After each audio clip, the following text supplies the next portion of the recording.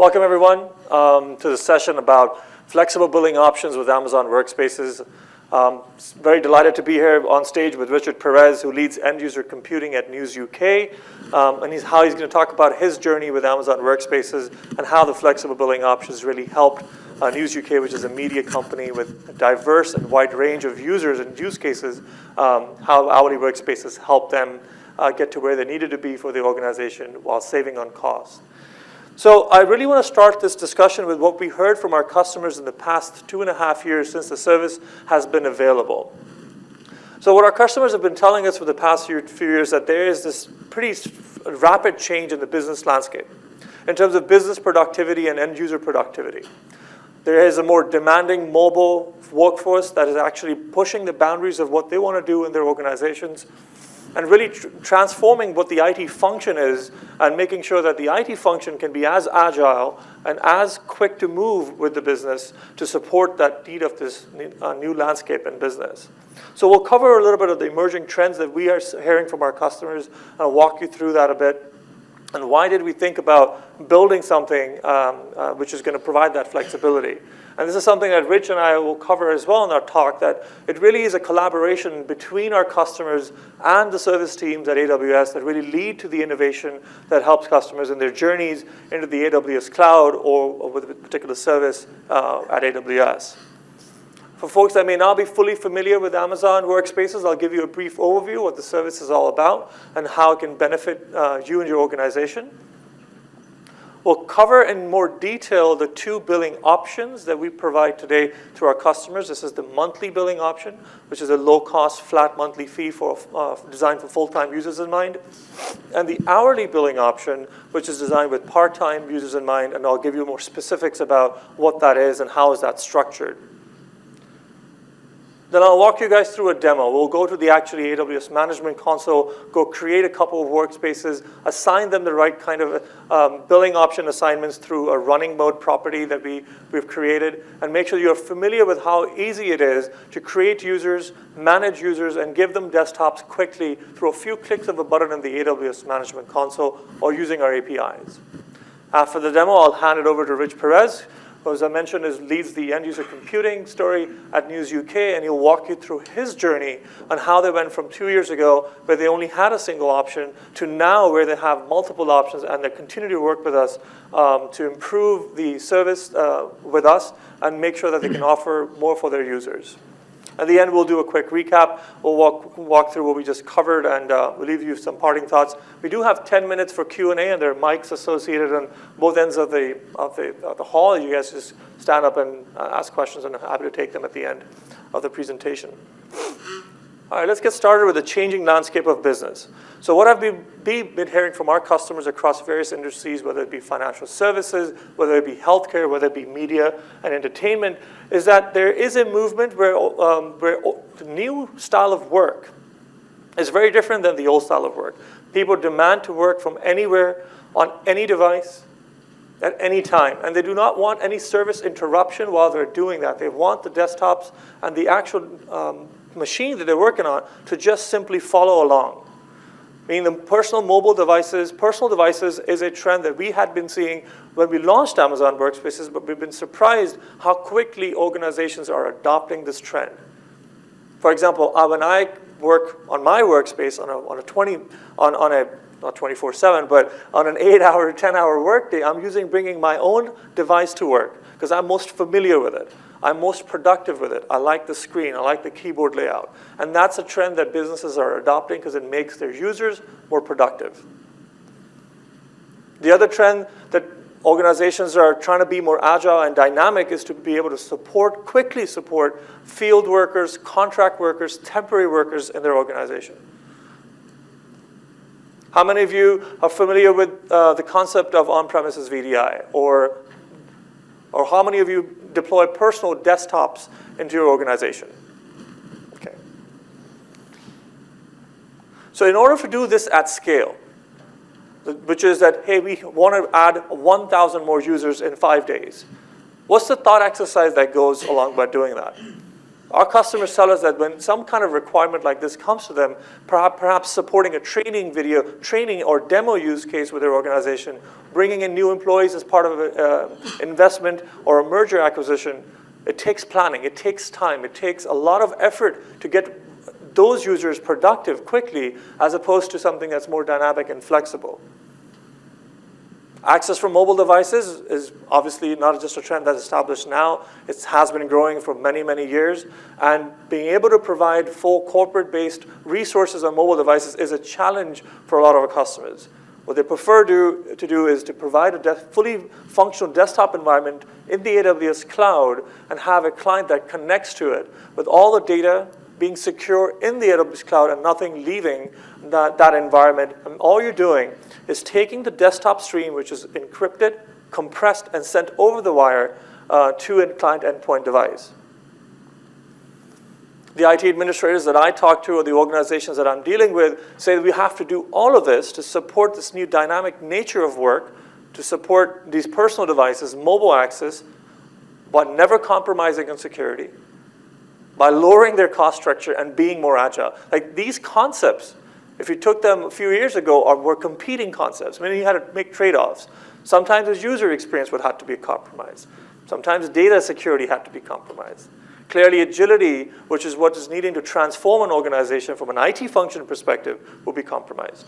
So this changing landscape is making IT organizations and generally enterprises think differently in how they want to serve their users. So some of you raised your hand and talking about how personal desktop computing and on-premises VDI is something you're familiar with. So let's talk through some of the challenges for that. So personal computers and desktops that you procure are a logistic nightmare. So our customers told us, hey, when we're thinking about deploying personal PCs, the challenge we have is we have to make an order. That order has to be approved. That order gets through our pipelines. It eventually gets delivered. Once the inventory comes in, I got to scan it. I got to make sure I have racks to put it on somewhere. And then the question they have, same questions they have for on-premises VDI when they make a high CapEx spend. Did I purchase enough? Did I over-purchase? Now, if I have to scale this, do this exercise all over again, and about 500 more users, what's the thought exercise there? They don't want to be in the business of constraining themselves to move quickly with technology that doesn't move as fast as the pace of their business does. They tell us that that doesn't work for them. Security is a big concern for personal devices. I've left my device multiple times, perhaps at a coffee lounge or an airport lounge, or it gets busted and I feel there's nothing left on it, so I'm not as conscious about it. Organizations care about the data on the devices. They care about securing these endpoints because critical corporate resources could be lying on them, and they have to make sure they protect their organization. So high bar on user experience, yes, but while you maintain security posture of these devices, then provide a really high secure endpoint that you can manage quickly. I mentioned bring your own device is a current trend in enterprises, and that continues to grow, and so personal computers really don't support that. You have to have a separate image management, compliance application management schemes just to support a personal device that comes on premise. You have to worry about data backups. Like how many times are you going to be actually in the business of not just actually vending out a hardware box, but also the storage that goes along with it? What functions are we providing to make those users fully available if, let's say, their hardware does go bad, which is network file storage perhaps, or some other means that have to be deployed just to get that sanctity of data to your users at any time they want it. And ultimately, these solutions are expensive to scale, hard to implement, requiring specialized resources, and in fact, lower the flexibility the IT function or the organizations can do for the enterprises, leading to more waste of time, which can be repurposed for something that's more innovative and more breakthrough as a function in the organization. So these are the trends that we heard past 2.5 years ago from our customers, and we started to hear more of it. And recently, as a result of it, we announced support for an hourly billing model on Amazon WorkSpaces that helps organizations realize the benefits of a great user experience that's delivered to end users with the same tooling and same APIs that we support prior to the launch of this billing model, and make them more agile. One particular stat I think stood out to me when I was talking to customers and I was doing my research for this particular space before we launched the product, is that it's estimated that 164 million Americans by 2020 will be doing some sort of freelance work. So think about if you have a 10% workforce that's dynamic, that's temporary, that's coming on at a time that you have to support them, if that scales 3x, 4x, what tools and mechanisms do you have to enable your organization? Do you have things that can help you move fast enough? Yes, some of these folks are the Ubers of the world, TaskRabbits of the world, but this trend is not necessarily true for the new innovative services that are coming up, but also for enterprises that really want to optimize productivity, lower cost structure, and be dynamic to compete at global scale. And Rich will actually talk a little bit about how News UK, which is a media company which has journalists, editors all over the world, have to do some rapid work, and they were previously constrained by the technology and solutions they had before WorkSpaces. So I think it's a telling stat, and it also tells you what you need to be preparing for in the next 4 years when you think about your function in an organization and how you can rapidly transform your organization with tools and technologies that you bring to the table. Okay, I want to give you guys a quick overview of Amazon WorkSpaces. Ultimately, what's central to the service and what our customers tell us they love most about WorkSpaces is the great user experience. There are a couple elements to that. Because you're not using any local resources, the device that you're using actually just acts as a video streaming engine, if you would. And all the compute is happening in the AWS cloud and provides you a consistent performance on both compute and storage. The interaction that's happening is happening from the host to the client using just the simple keyboard, mouse elements. And it's compressed, highly compressed, and set over the wire as a bitmap of what's on the screen. Apart from that user experience element where we try to achieve near native experiences, the one thing that customers tell us they like about WorkSpaces is that it's connected to the AWS backbone. So the internet connections are super fast. We use EBS-backed volumes to provide extremely high availability on data storage and durability. Ultimately, we're using the AWS Fabric to create a managed service for desktop computing, and those benefits get delivered to our customers for free. And this is particularly true for customers who are using Amazon WorkSpaces as their first foray into AWS. A lot of our customers are those in those IT functions and organizations haven't really been exposed to the benefits of the AWS cloud, but they're exposed to it through us because we provide that same kind of durability and high availability that AWS offers its customers because we built on that fabric. So customers like us because we deliver that great user experience based on both the interactivity and also the fundamental instance that they're using. Let's cover what's most important, right? We're talking in this session about a flexible billing option, options that you have between a monthly and hourly billing option. So pay-as-you-go is a fundamental trait of what we do provide for our customers at Amazon WorkSpaces. It's a general philosophy of AWS. So it's not just simply about the actual infrastructure that you're paying as you go, meaning you have 100, 200, 300. As you scale up and you scale down, it is the actual purchasing of licenses. We simplify that. Rich will talk a little bit about how that element of simplifying the purchasing of just the actual physical, the virtual machine, plus the licensing component of it, storage component of it, networking component of it, has really made it simple for them to deploy WorkSpaces, which leads me to the next portion that customers realize benefits when using WorkSpaces, is that it's simple to deploy and manage. We have a central location where you can locate all your desktops in the AWS cloud and manage them through APIs and tooling that you have made available through the actions in the management console in a central location. You don't have to worry about that laptop that's gone offline for 2 years in your network and suddenly pops back in. These workspaces are connected to your domain. They're part of your Active Directory, and you know who's using them because we provide the CloudWatch metrics to support that. So you have great visibility in who's using it and when. We'll go over that in more detail when we talk about CloudWatch and what capabilities we provide on monitoring and health. So it's simple to manage, it's quick to set up, it's pay-as-you-go, It scales globally within minutes because you can take the same configuration and setup you did in one region and make it available to globally across the regions. So those organizations that have global reach or haven't been able to solve the dynamic nature of employees that are mobile and moving a lot can accomplish that with WorkSpaces. Ultimately, what's also extremely important for organizations is keeping the security bar really high. A lot of our customers have told us they've actually been able to improve the security model with WorkSpaces because nothing leaves the actual workspace. It's all in the cloud. All you get is a compressed, encrypted bitmap of the desktop experience.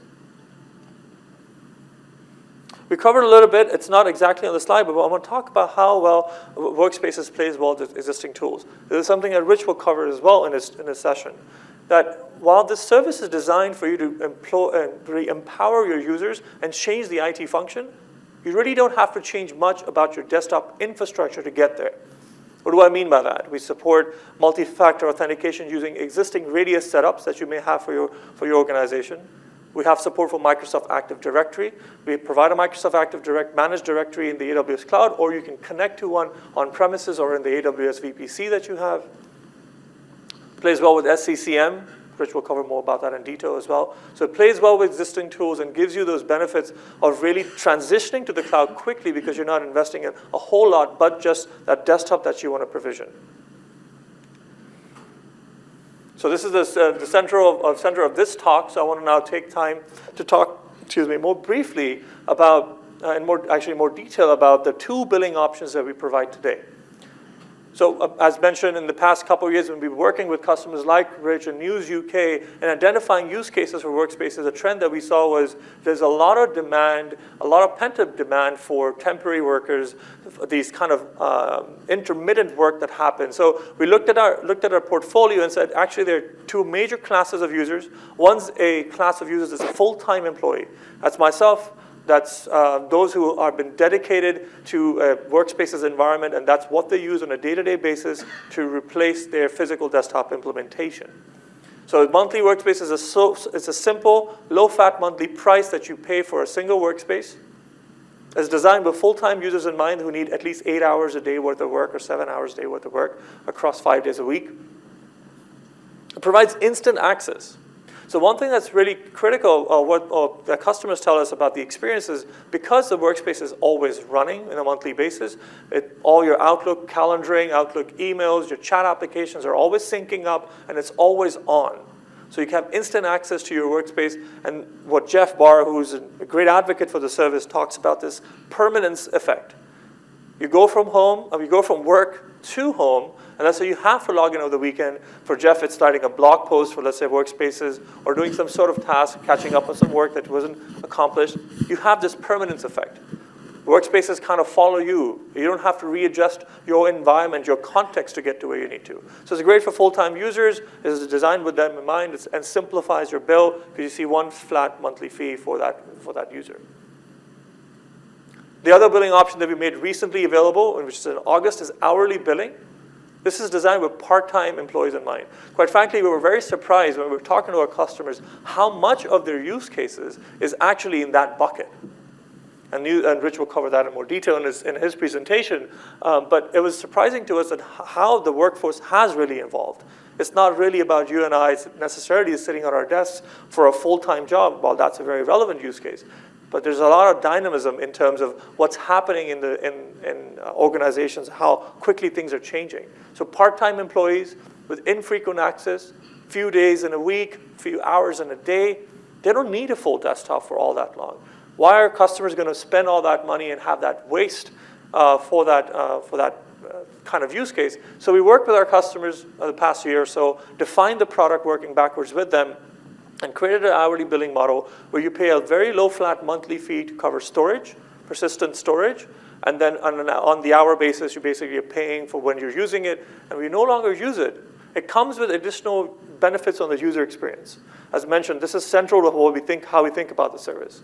So when you're no longer using it, you can set a default timeout when the user is disconnected, at which the workspaces will be automatically stopped. What does that mean? It means that, let's say you have applications open documents, folders, your cursor's banging away at some Word document, and you're like, okay, I'm done, I gotta go home. The workspace will automatically stop after a default time of 1 hour after you've disconnected, in which application state is stored to disk. So the next time you log in, it will resume from hibernation, and you will be there where you were left last. And that continuity of experience, although is achieved about in 45 seconds or 60 seconds to get you back up from hibernation, is what our customers tell us has been really a great experience for them, while they save on cost. So there's no compromise on user experience while they save on cost. So it provides quick access, and you can do ad hoc tasks. You have APIs to bring them up, apply patches if you want to. Some customers use their own patching mechanisms. We provide a default maintenance mode, which does patching on these auto-stop workspaces on a monthly basis once every month. So this kind of gives our customers a choice to select and choose for their users and then be able to monitor that. So I think at this point it's kind of important to go and walk what this looks like and show you how easy it is to create users, assign them workspaces, monitor their usage, and be able to really dynamically decide who gets what and how do you change it over time. So I'm going to actually exit out of the presentation a bit and walk over to the AWS Management Console. So I'll start off from the beginning. I hope you guys can see this okay. Okay, so on the bottom right hand, it's the desktop and app streaming section. We have workspaces here. If you click on workspaces, you'll see I have created a bunch of workspaces for this session and prior to this session. The one interesting call out worth noting here is we recently, as of 4 p.m. yesterday, announced support for Windows 10. So now you have a modern operating system choice. You can pay for that by the month or by the hour. You can continue to do Windows 7 as well, desktop experience, but you have now an operating system choice, as our customers have told us they want to move to a more modern operating system. So I launched a Windows 10 experience with Office 2016. This is part of our Plus bundle offerings, so you can really get started with a modern operating system quickly. So let me walk you through what it means to launch a workspace and how do you select the bundles, how do you select the right the running mode, which dictates the billing options bit. So when you click on Launch Workspaces, you'll get the option to select the directory. A directory is really a combination of users and objects. Those who are familiar with desktop deployments and on-premises VDI, it's just really a combination of what that term is in terms of it's a use in AWS in particular to manage users, not necessarily objects. But in the case of just for this demo, I'll be using a simple AD. That's a very Samba-based directory that you can use to create users and quickly do a proof of concept. A lot of our customers do that, or just use that if you have no need for a full managed Active Directory. So I already have one created. It's called corp.amazonworkspaces.com. It has an ID. It's a random ID. I didn't name it necessarily. I'll click on Next. In this case, in this page, you will identify users or create users. I'll create one for Richard.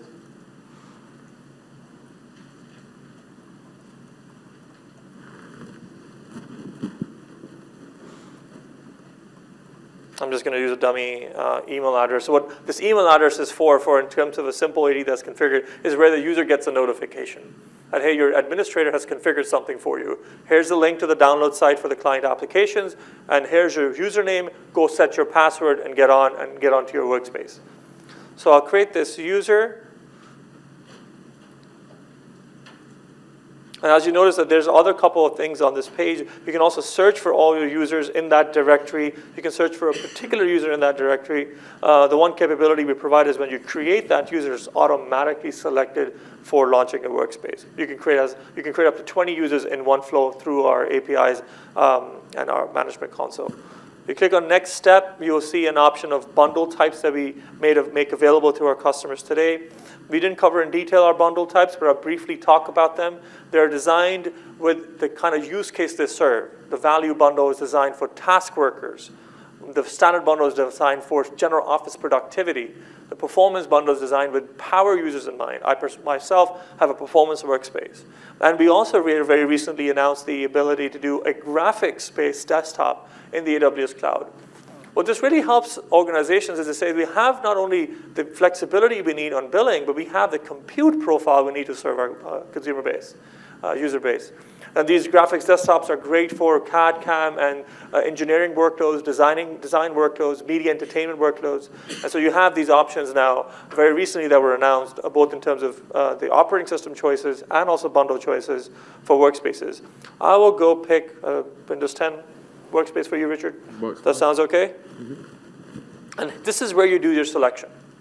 It's as simple as selecting a running mode. The running mode indicates the user experience, which ultimately makes the billing option available to you. So you have the always-on running mode. We talked about this permanence effect. We talked about all applications are always running in the background. That machine object is always available to you for you to manage. And this is based on a monthly bill. Now, it's prorated if you launch in the middle of the month. Obviously, because you haven't used the entire month. And the following month, you just get that recurring bill on the first of the month as long as the workspace is still currently available in your account. The one that we are interested in is auto-stop. Auto-stop, as mentioned, is bill by the hour. The workspaces start automatically when you log in and stop when no longer being used. This is critical, meaning the users drive the experience here. When you click on login, you enter a username and password. If your workspace had been stopped prior, you'll come back up where you left last from the client application. You don't have to work with your IT admin. You don't have to do anything special or different than what you did today. Think about if you boot up a laptop. Right? It's just kind of that experience. So we strive really hard to deliver a very near-native experience for our customers because that's what they want without compromising on cost and security. We have other options here on this page. We do offer customers encryption. I won't go over that in much detail, but some organizations have stringent requirements on encrypting the storage volumes at rest and in transit. We provide that functionality using AWS KMS service. We also have the ability to tag workspaces. This is for cost allocation in organizations where they want to have multiple departments they want to serve, and they want to deliver the cost to those departments as an IT function in the organization. In this case, I'll say for this tag, I'll bill it to reinvent. This will show up in your Cost Explorer and the AWS Billing Management Console. I go on my last page is just a review of what you're trying to launch. It's a standard bundle, Windows 10. You can obviously change the sizing of the fields here. In this case, I've set an auto-stop time to be default of an hour, meaning when I disconnect from my workspace after an hour, it will be stopped automatically on behalf of you, saving you the cost that you're striving for. And click Launch Workspace.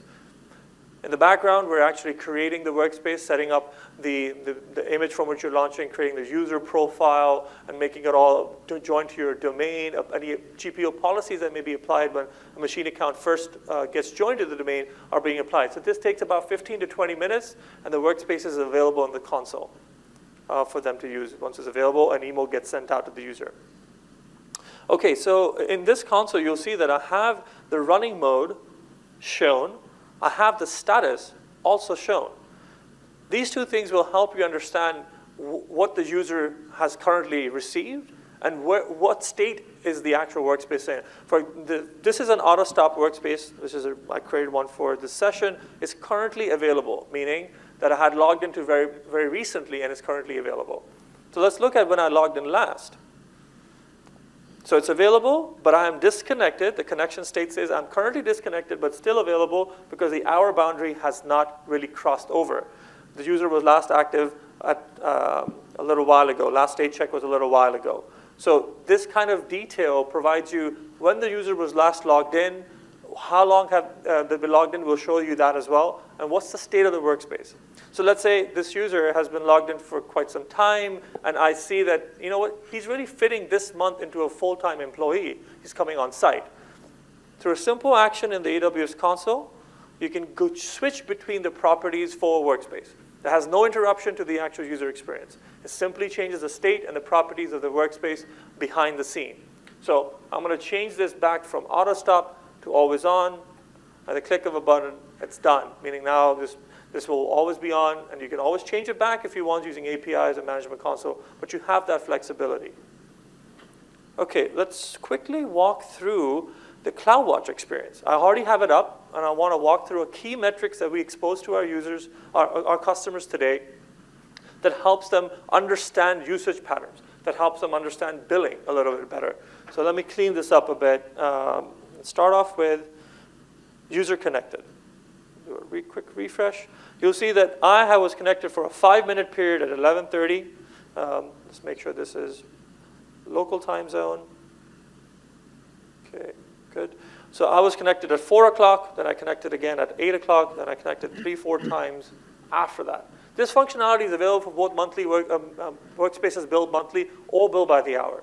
It gives you that extreme visibility in who is connected, who is doing work, which actually helps with some cases customers auditing work as well. With that, you also have the ability to check, is it available? Meaning, hey, this gives you the indication that Workspace is still available in your account. You understand what's happening. And this metric tells you when it was stopped. So this, if the metric for stopped, which is a 0 or 1, if it's a 0, that means it's not stopped, that means it's running. And it goes to 1, that means it's stopped. And at that point, you know how long you were billed for. It's as simple as that. You can take the chunks of these zeros and ones and really understand what your final bill was. Obviously, this will show up in your Cost Explorer reports as well, because we bill by the hour and show you that metering charge. But you have that visibility into all workspaces by a directory or by a workspace ID, in fact, where you can see that. And you get that visibility and how to do it. So in this demo, we really kind of quickly covered creating users, assigning them a workspace bundle, setting up a running mode property, and monitoring that with CloudWatch. Okay, I will now lead into introducing, once again, Rich Perez, who leads end-user computing at News UK, which is a media company based out of London. Right. Welcome, Rich. Super delighted that you could join us today and talking about the story at News UK. Okay, thanks. Thanks, Alan. Good morning, everybody. So first of all, I'll start off and explain and talk about who News UK are. News UK are one of the largest media companies in the country and part of the global organisation that is the News Corp Group. We are probably most recognised for the titles, The Times, Sunday Times and The Sun newspaper, but we also own some other business units. News Printers is the facility that prints these titles, and we also do so for our competitors as well, so it's not just our own newspapers. The print site just north of London is the size of around 23 football pitches, and the print machines can actually churn out about 86,000 copies per hour. The reams of paper, each of them weigh, I think it's about 2 tons, and it looks like one giant toilet roll, if I'm honest, if I've seen it. We also own other publications. We own the TLS, the Times Literary Supplement. We own some dating publications and some motoring. Now, the view is, and the idea and the purpose is that we just broaden and extend our audience reach. Before I go on to Workspaces, I think it's worthwhile talking about my end-user computing landscape. I've simplified it by just introducing 5 key elements here. We are very much a SaaS-orientated business. This, in part, is because of our cloud-first initiative that we started around 3 years ago. But also, we feel that the SaaS products are more aligned to what we want to do and how we want to do it. And certainly, the roadmap for these certain products are ones that excite us and ones that we feel that the users will get the most out of. So very briefly, messaging, we use Gmail. For our collaboration, we use Dropbox, Google Apps, G Apps, or G Suite, I think it's called now. Our identity tool, we use Okta. And of course, our desktop virtualization, in parts, we're using Workspaces. Now, I've highlighted 2 of the hexagons there. And the reason I've done that is because Workspaces fits very nicely into our portfolio of products.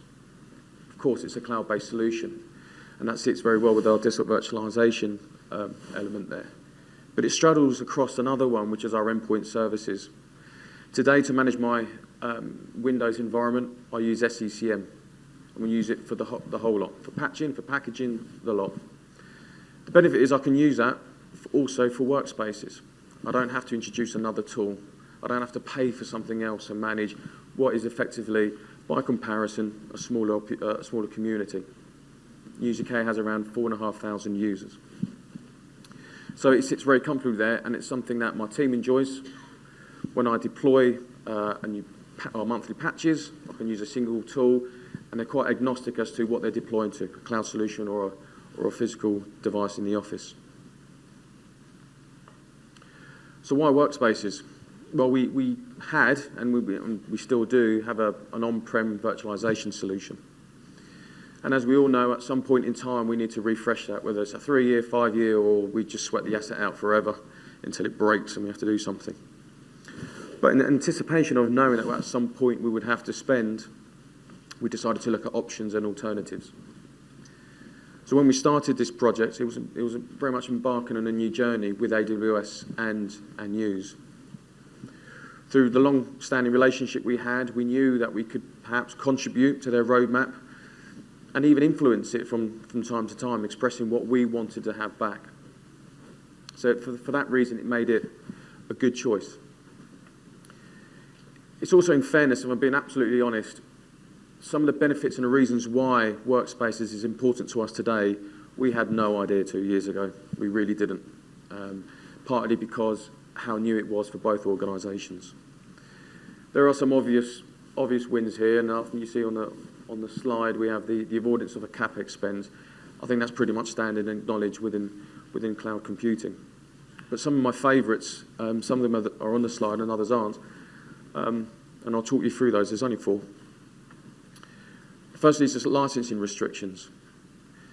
When I consider what I have today and the amount of licenses I've had to purchase compared to what's being consumed today, I have a whole bunch of them just sitting idle doing nothing. It's a great cause of frustration, but you just have to shrug your shoulders and just acknowledge it. However, with a workspace, I know I can actually just identify the quantity I need, and whatever's being consumed, I'll end up paying for.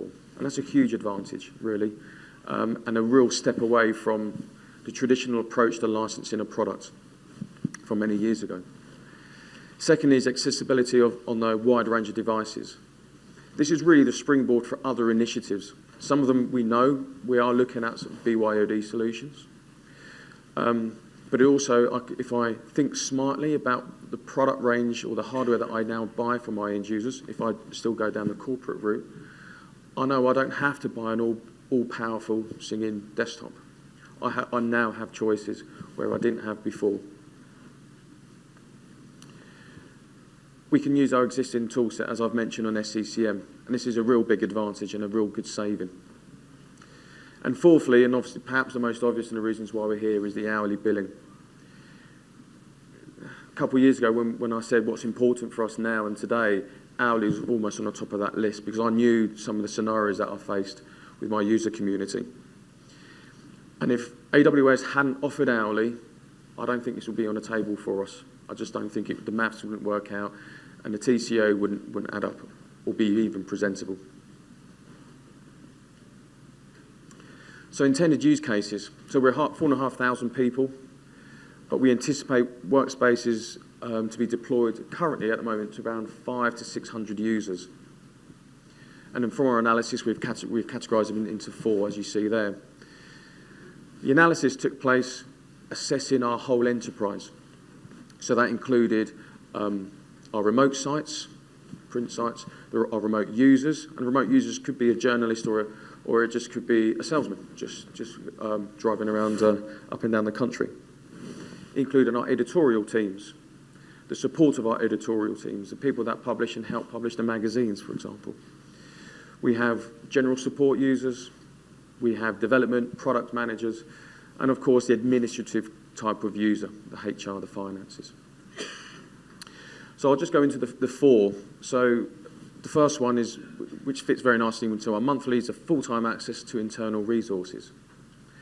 So for us, that is a secure, constant, all-day, everyday usage. And we have around 26% of that 500 users using this space. They use an application that the business deems critical, and the data inside it is actually considered to be very highly sensitive. So for that reason, a workspace was an obvious choice. They come in, they log on, they do their work, it is encrypted, it's secure, they're not able to pull the data off, they can't print it, they can't do all of those things. Now the next three sit very nicely into Owly. So the first one, well, point number 2, is our external support partners. Now these guys only really need it infrequently. They only really need it when we need help ourselves. So thankfully it's infrequent, but once it's needed, the requirement is immediate. These are third parties that we assign accounts to that form part of our AD. They successfully log in, gain access to internal resources through that workspace. They have the tools enabled on their particular bundle that enables them to access specific tools that will help with the diagnosis of certain problems. Thirdly, we have the employees that require intermittent access. This is me. This is where I fit in. I'm not really a technical. I manage a team of technical guys. And if I just do a quick recap as to what our environment looks like, it's all SaaS orientated. So when I come in the morning, I can actually work from our Wi-Fi, the building Wi-Fi, or I can connect on the wire. I log into my Okta for my identity, and then from there I have a whole suite of applications, and through SSO I can gain access to my mail, my Dropbox, and do my work.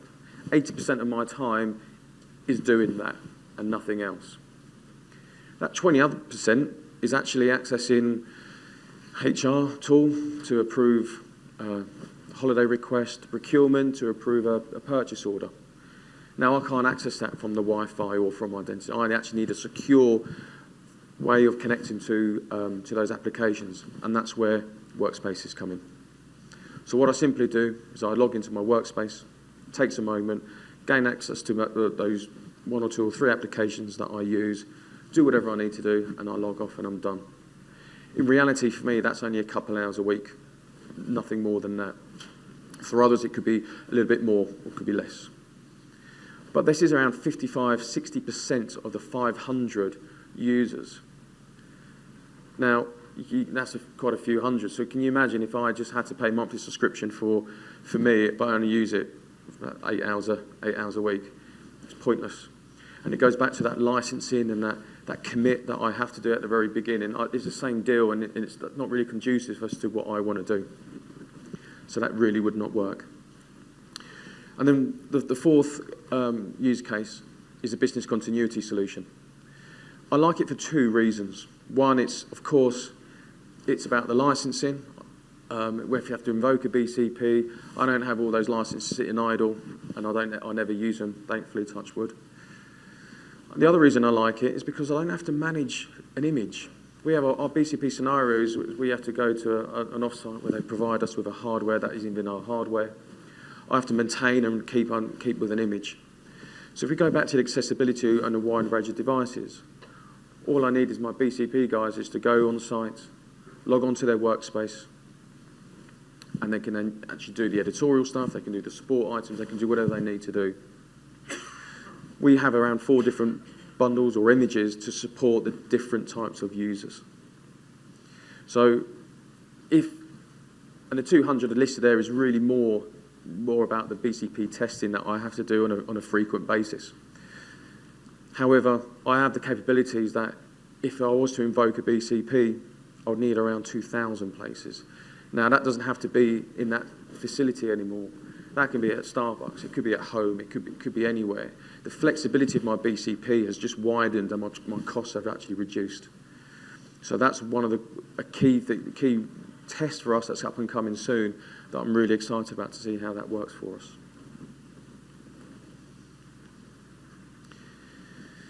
So moving forward, we're doing a UAT on a particular use case at the moment. UAT is a painful exercise because you're relying on a user to tell you how good or bad it is, and sometimes they're just not as forward-coming with responses as you'd like them to be. But we keep on at them, and the results are positive at the moment, and we are pretty excited as to the potential results.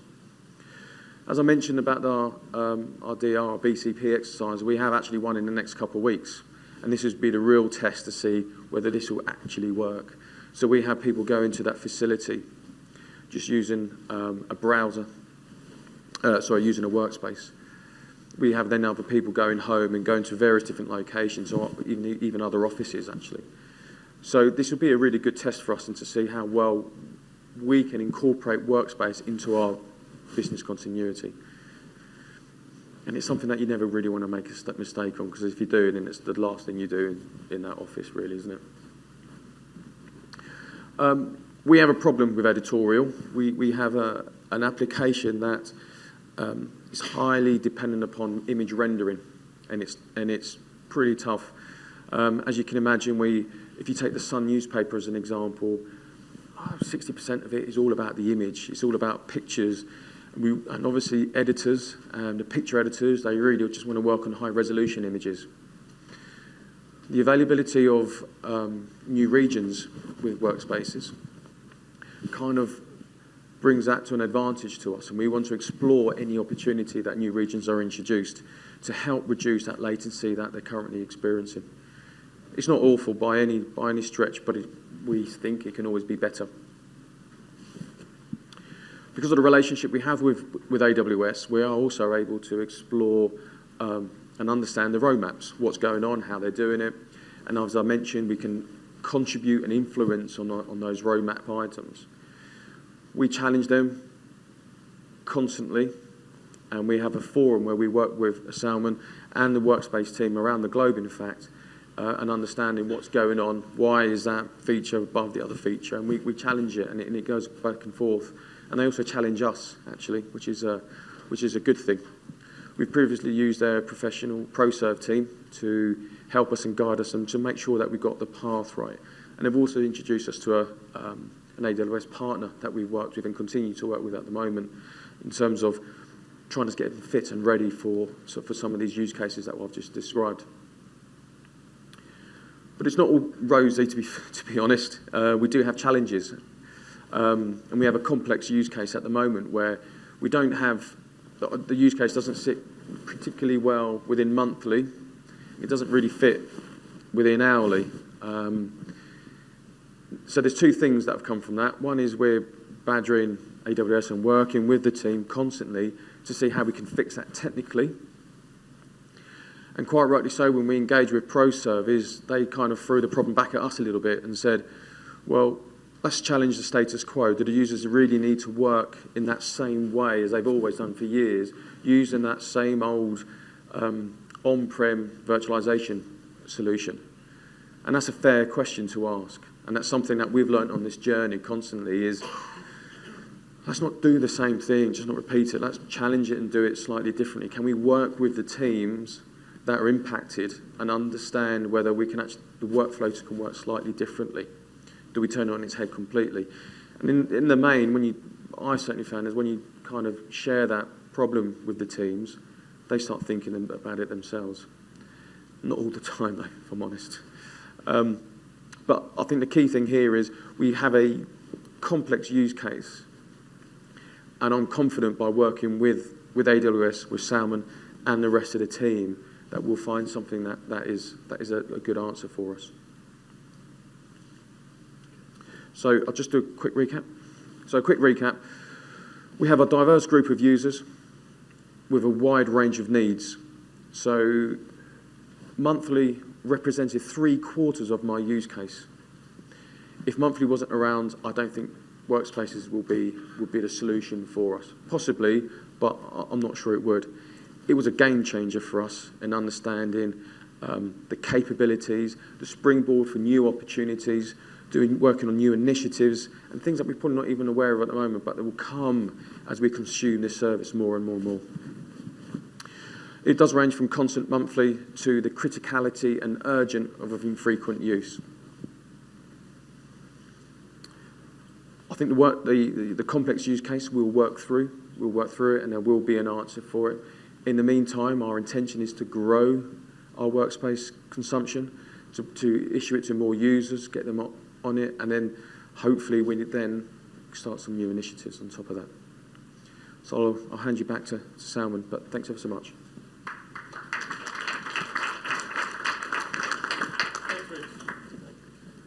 Thank Thanks, Rich. I really appreciate that.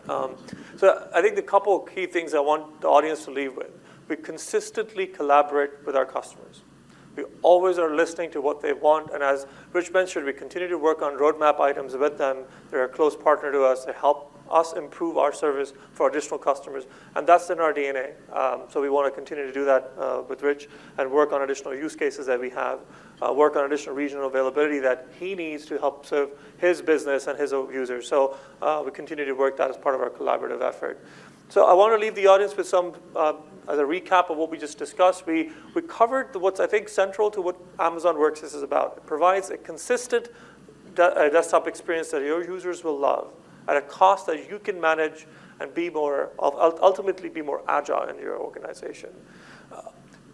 Richard mentioned how he's been able to scale workspaces quickly because there's this underlying fabric which simplifies desktop management at scale, using our APIs, using our tools, and our management console. We've already covered that there's desire at News UK to be in additional regions. So when we are in those regions, he'll be able to scale up his usage of workspaces quickly, as opposed to really rethinking what it means to do an on-premises VDI or shipping of physical laptops. Those days for him are now far bygone, as he's worked closely with workspaces to address his particular needs. He covered SECM, which covered other existing tools that just kind of work. And that is one of our tenets as a service, that we continue to make it easy for organizations to work with what they have and use a more modern way of doing desktop computing, ultimately leading to a higher flexibility and more agility for the organization, and lowering that complexity of managing desktops at scale, at costs that organizations like and they can entertain. With that, I really appreciate your time. Thank you so much for coming to the session. I hope you got a lot out of it. If you have any follow-up questions, we do have 2 mics up there, and I'm happy to take a few questions from the audience for a few minutes. And when done, please do remember to complete your evaluations.